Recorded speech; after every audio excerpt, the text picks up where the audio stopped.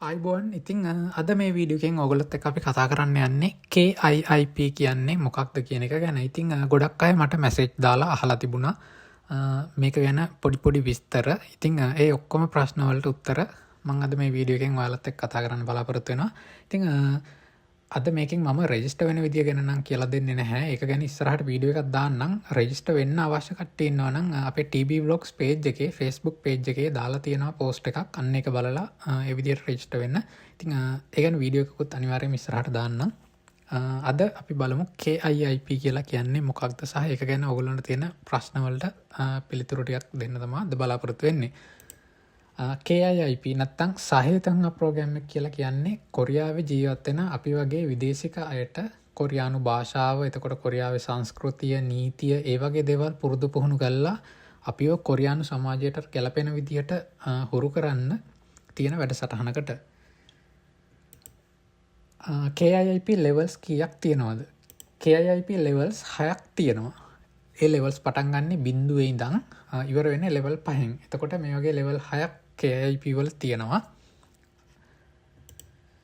KIIP level 0 එක කියන්නේ පැය 15ක කෝස් එකක්. ඉතින් මේකෙදි සාමාන්‍යයෙන් ඔයගොල්ලන්ට අවශ්‍ය කරන මූලිකම දැනුම තමයි දෙන්නේ. කියන්නේ කොරියානු අක්ෂර අකුරු ලියන විදිය, එතකොට හංගල් කොරියානු හෝඩිය ගැන මේ වගේ පොඩිම පුංචිම අර ඔයාලට අවශ්‍ය කරන සාමාන්‍ය මූලිකම දැනුම තමයි මේ ලෙවල් එකෙත් දෙන්නේ.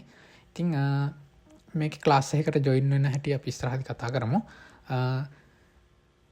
එතකොට level 0 කියලා කියන්නේ පැය 15ක කෝස් එකක්.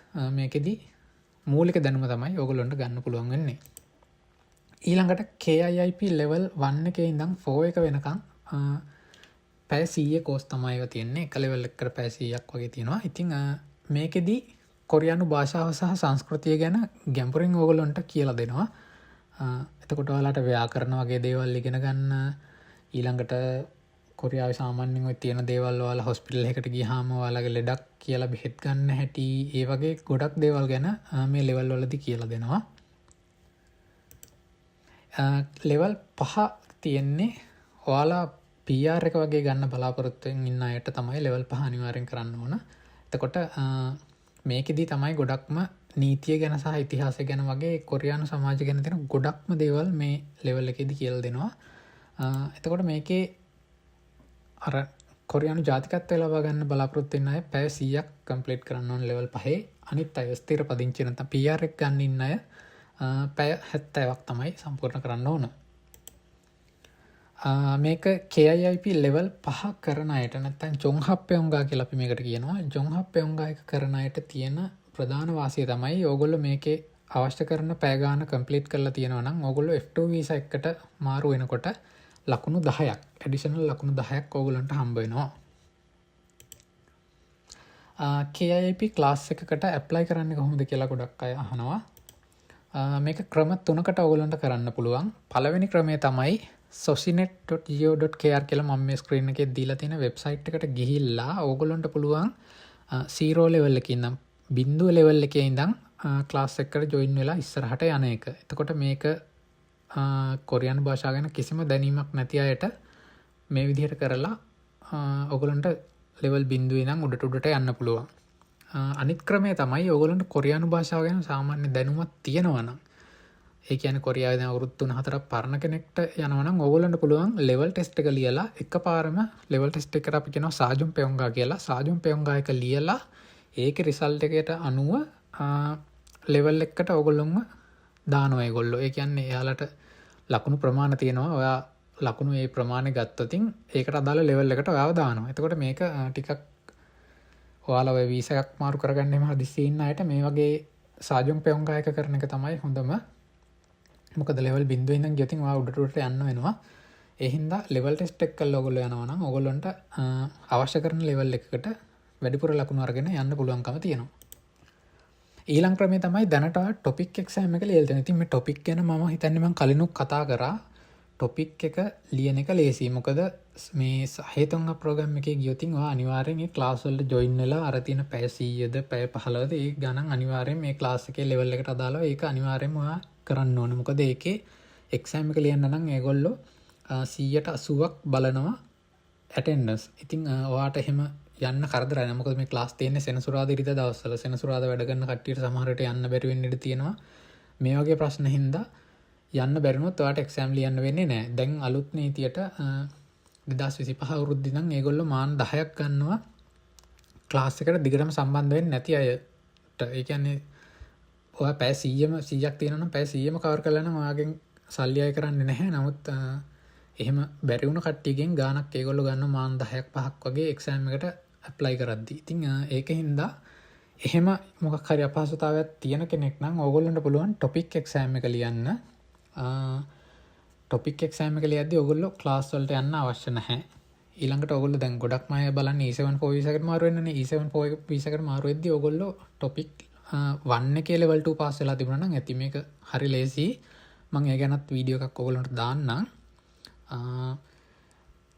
මට කියන්න තියෙන දැනට අර ඕගොල්ලෝ ගොඩක් බිසි අය නම් සෙනසුරාදා ඉරිදත් ඕගොල්ලන්ට වෙලාවක් මැනේජ් කරගන්න බැරි අය නම් ඕගොල්ලෝ KIIP එකට වඩා ටොපික් එක ලියලා පාස් වෙන්න. මේ දෙකේ තියෙන ප්‍රශ්නේ තමයි ටොපික් එකේ රිසල්ට් එක තියෙන්නේ අවුරුදු 2යි. KIIP එක ඔයාලගේ ජීවිත කාලෙට මේ රිසල්ට් එක තියෙනවා. ඉතින් ටොපික් කරොතින් ඔයාලා අවුරුදු දෙකෙන් දෙකට දැන් සාමාන්‍යයෙන් E74 වීසා එක ගහන්නේ අවුරුදු දෙකකටනේ. එතකොට ඔයාලට අර හැම අවුරුදු දෙකකට පාරක්ම ටොපික් කරන්න වෙනවා. ඉතින් ඒකත් පොඩ්ඩක් කල්පනා කරලා බලන්න. ඉතින් ඕගොල්ලෝ ටොපික් එක්සෑම් එක ලියලා පාස් වෙලා ඉන්නවා නම් ඒකෙනුත් ඒ රිසල්ට් එකනොත් ඔයගොල්ලන්ට KIP ක්ලාස් එකකට මාරු වෙන්න පුළුවන්. ඒක කරද්දී ඔයාගේ ටොපික් රිසල්ට් ෂීට් එකයි ඔයාගේ ARC එක නැත්නම් අපේ කොරියන් ID කාඩ් එකයි දෙකම අරගෙන ඔයාට පුළුවන් ළඟම තියෙන ඉමිග්‍රේෂන් එකට ගිහිල්ලා ඒගොල්ලන්ට ඔයාගේ විස්තරය කියලා මෙහෙම ඔයාව සහේතන ප්‍රෝග්‍රෑම් එකට මාරු කරලා දෙන්න කියලා ඔයාගේ විස්තර ටික කියන්න. එතකොට ඒගොල්ලෝ කරලා දෙනවා. එහෙම නැත්නම් යන්න බැරි කෙනෙක් ඉන්නවා නම් ඕගොල්ලන්ට පුළුවන් 1345 කියන ඉමිග්‍රේෂන් එකේ නම්බර් එකට කතා කරලා ඒකේ ඉංග්‍රීසි භාෂාව එහෙමත් තියෙනවා. ඔයාගේ විස්තරය කිව්වහම ඒගොල්ලෝ ඔයාට ඊමේල් එකක් එවයි මෙන්න මේකට ඔයාගේ මෙන්න මේ විස්තර ටික දාන්න කියලා. ඉතින් එතකොටත් ඔයාට පුළුවන් එහෙම කරලත් ගෙදරින්ම මේකට රෙජිස්ටර් වෙන්න. ඉතින් කෝල් එක කරලා මාරු වෙනවා නම් සාමාන්‍යයෙන් සතියක් වගේ යයි ඒ වැඩේට. ඊට වැඩි වෙන්නත් පුළුවන් තියෙන ප්‍රමාණය අනුව. ඉතින් ඔන්න ඔය විදිහට තමයි ඔයගොල්ලන්ට මාරු වෙන්න පුළුවන්කම තියෙන්නේ.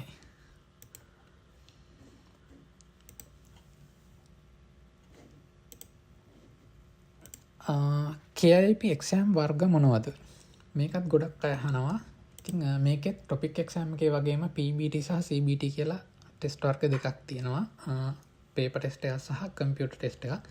ඉතින් PBT ටෙස්ට් ගොඩක් වෙලාවට තියෙන්නේ සති අන්තයේ සෙනසුරාදා සහ ඉරිදා දවස්වල.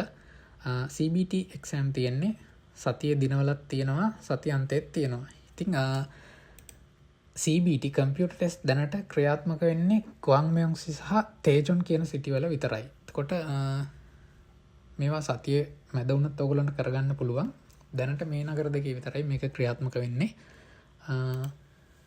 KIP එක්සෑම් එකට කීයක් අය කරනවද? මේකේ නම් ගාන සාමාන්‍යයෙන් මම කියන්න මේ දැනට ඔයාලා පේපර් එක කරත් කම්පියුටර් එක කරත් සාමාන්‍යයෙන් සම්මාන පල්චොන් වගේ ගානක් තමයි අය කරන්නේ. ඒක මට හරියට මද දවසේ බලන්න බැරි වුණා. මේක සමහරට වෙනස් වෙන්නත් පුළුවන්. මොකද මේ ගණන් එහා මෙහා වෙන නිසා. ඉතින් සාමාන්‍යයෙන් මෙන්න මේ වගේ ගානක් තමයි ඔයගොල්ලෝගෙන් අය කරන්නේ. ඊට පස්සේ විස්තර ටිකක් මොනවා හරි කියනවා නම් ඔයාලට level 0 එකේ ඉඳන් යනවා නම් අනිවාර්යෙන් මම අර කියපු විදිහට පැය ගණන් කවර් කරගෙන තමයි යන්න වෙන්නේ. ඉතින් ඔය F3 වගේ වීසා එකකින් ඇවිල්ලා ඉන්නේ. කියන්නේ ඩිපෙන්ඩ් වීසා වලින් දැන් ගොඩක් කට්ටිය එනවා. වයිෆ්ලා එහෙම. එතකොට ඒගොල්ලන්ට නම් පුළුවන් level 0 එකේ ඉඳන් යන්න. මොකද ඒක එයාලා ඉගෙනගෙන එන අය නෙමෙයි නිසා. නැත්නම් කොරියාවේ ඉන්න කෙනෙක් නම් මම කියන්නේ ඔයගොල්ලෝ සාජන් පෙයොංග එක වගේ ලියලා level test එක ලියලා ඉස්සරහට යන්න කියලා. මොකද ඒක ටිකක් ලේසි නිසා. ඔයගොල්ලන්ට ඉක්මනට ලොකු ලෙවල් එකකට යන්න පුළුවන් නිසා එයාගෙන් තමයි මම අර කලින් කිව්වා වගේ එහෙම අමාරු කෙනෙක් ඉන්නවා නම් අරක ඔයාලා මේ KIP ප්‍රෝග්‍රෑම් එකට ජොයින් වෙන්නේ නැතුව ටොපික් එක කරන්න. මොකද ටොපික් එකට ඔයගොල්ලෝ ක්ලාස් යන්න අවශ්‍යත් නැහැ. ඕගොල්ලන්ට ගෙදරින් පාඩම් කරලා හරි එක්සෑම් එකට ඇප්ලයි කරලා යන්න පුළුවන්. ටොපික් එක්සෑම් එකට රෙජිස්ටර් වෙන හැටි ගැනත් මම වීඩියෝ එකක් දාලා ඇති. පෝස්ට් එකකුත් දාලා ඇති පේජ් එකේ. ඒකත් බලන්න. මම ඒක YouTube එකටත් දාන්නම්. ඉතින් ගොඩක් ස්තුතියි මේ දවස්වල අර ටැක්ස් වීඩියෝ එක ගැන එහෙම දාලා තිබුණා. ගොඩක් කට්ටිය හොඳ රිවිව්ස්. ඉතින් බොහොම ස්තුතියි හැමෝටම. අපි සල්ලි ගන්න නැතුව ඔයගොල්ලන්ට උදව් කරපු නිසා. තව වීඩියෝක්ම ඉස්සරලම ළඟදිම අරගෙන එන්නම්. මේ දැන් කොරියාව ඉන්න ගොඩක් අයගේ සල්ලි වංචා කරන්න එක වංචාකාරයෝ ඇවිල්ලා ඉන්නවා. එක බොරු ස්කෑම් ඇවිල්ලා තියෙනවා. ඉතින් ඔයගොල්ලෝ ඒකට අහු වෙන්න එපා. ඒ ගැන වීඩියෝයක් ඉස්සරලම අපි ඉස්සරහට දාන්නම්.